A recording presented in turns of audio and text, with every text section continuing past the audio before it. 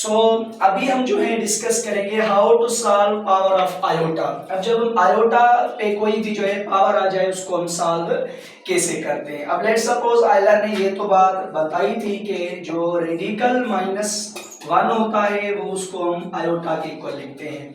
किसके इक्वल लिखते हैं? आयोटा के। अब जब हम स्क्वायरिंग ऑन बोथ साइड करेंगे तो ये क्या हो जाएगा? -1 under root whole square is equals to iota square. Square radical खत्म, ये -1 आ जाएगा आयोटा स्क्वायर। अब आयोटा स्क्वायर का जो वैल्यू होता है वो -1 होता है। ये स्टैंडर्ड वैल्यू है, जैसे आप कहते हैं कि iota square is equals to -1, so यहाँ से आयोटा स्क्वायर -1 बनता है।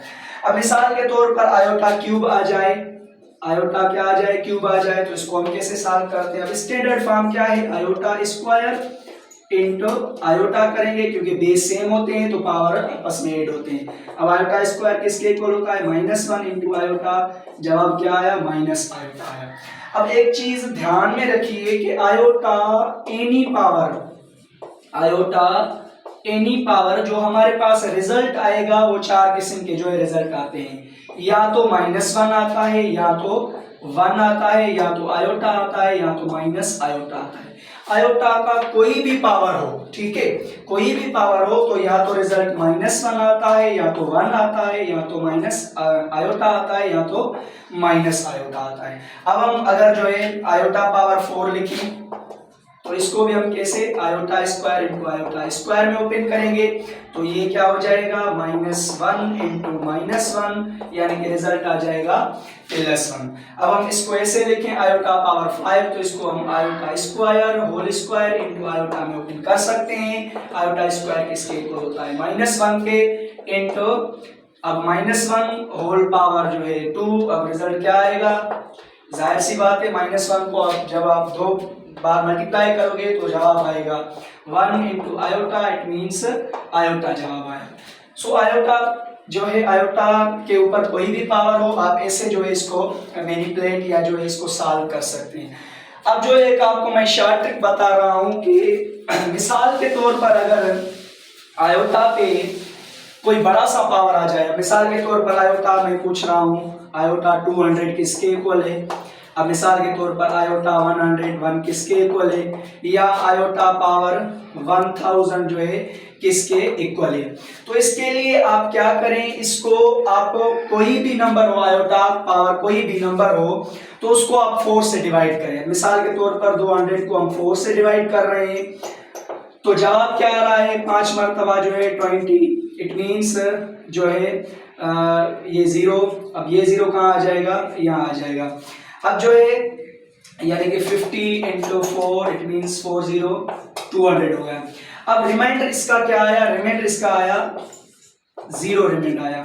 अब जो है इसको आप जो है रिमाइंडर इधर जो है रिमाइंडर रखो, आप जो रिमाइंडर आ रहा है वो आप इधर रिमाइंडर प्लेस करो।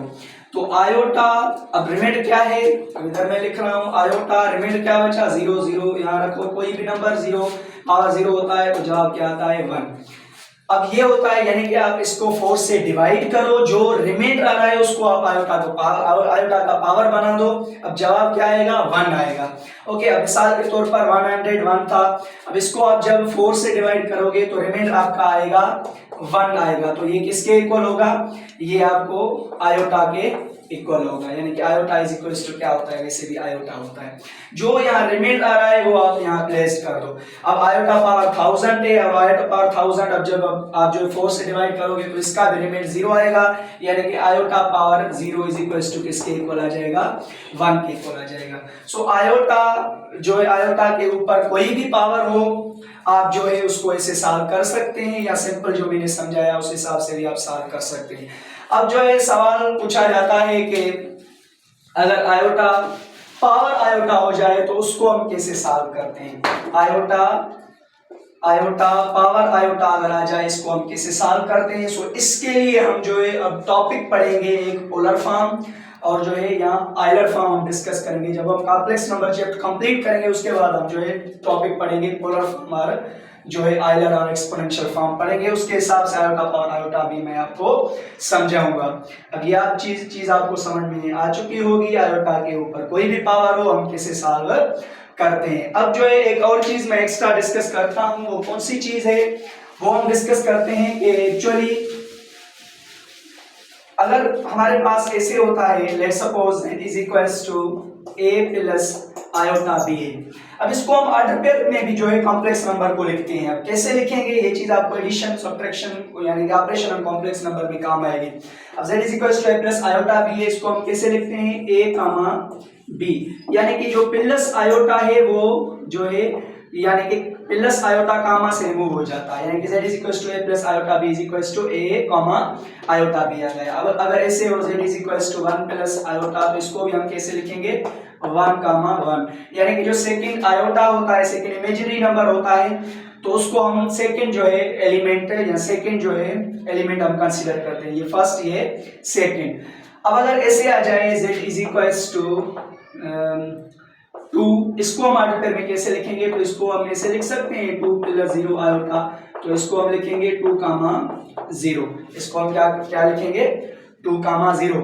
अब सवाल पैदा ये होता है कि अगर ऐसे आ जाए आयोटा स्क्वायर, इसको हम जो है कैसे लिखेंगे ऑर्डर पेयर में, तो इसको हम कैसे लिखेंगे, -1 के इक्वल होता है, इसको हम ऐसे लिख सकते हैं 0 आयोटा, तो इसको भी हम -1 कामा 0 लिख सकते हैं, यानी कि ऑर्डर पेयर में जो सेकंड एलिमेंट होता है उसके साथ जो है हमेशा आयोटा लगता है, और ऑर्डर पेयर में प्लस आयोटा जो होता है वो कामा में खत्म हो जाता है। सो कोई भी अगर कॉम्प्लेक्स नंबर हो तो उसको हम ऐसे जो है ऑर्डर पेयर में लिखते हैं। ओके, अब हम जो हमारी नेक्स्ट डिस्कशन होगी वो होगी ऑपरेशन ऑन कॉम्प्लेक्स नंबर। अब जो है आप एक मेहरबानी कर दीजिएगा कि जो है मेरा चैनल जो है लर्न मैथ्स विद सर एहसान, इसको सब्सक्राइब कीजिएगा। अल्लाह हाफिज़।